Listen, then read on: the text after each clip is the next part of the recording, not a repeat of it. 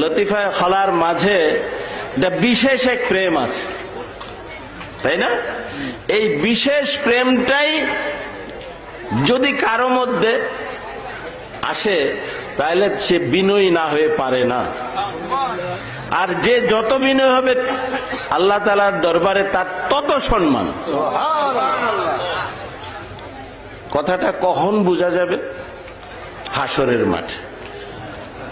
হাসরের মাঠে আল্লাহ তাআলা বিশেষ বিশেষ সম্মানে ভূষিত করার জন্য আল্লাহ তাআলা এক একজনকে, যেমন যারা মুয়াজ্জিন আজান দেবে তাদের জন্য একটা বিশেষ সম্মান আছে, যারা কোরআনে হাফেজ তাদের জন্য বিশেষ সম্মান আছে, যারা ইনসাফগার বাদশাহ, আদেল বাদশাহ তাদের জন্য একটা সম্মান আছে, যারা আল্লাহর ওলি তাদের একটা সম্মান আছে, যারা পাগল তাদের একটা সম্মান আছে।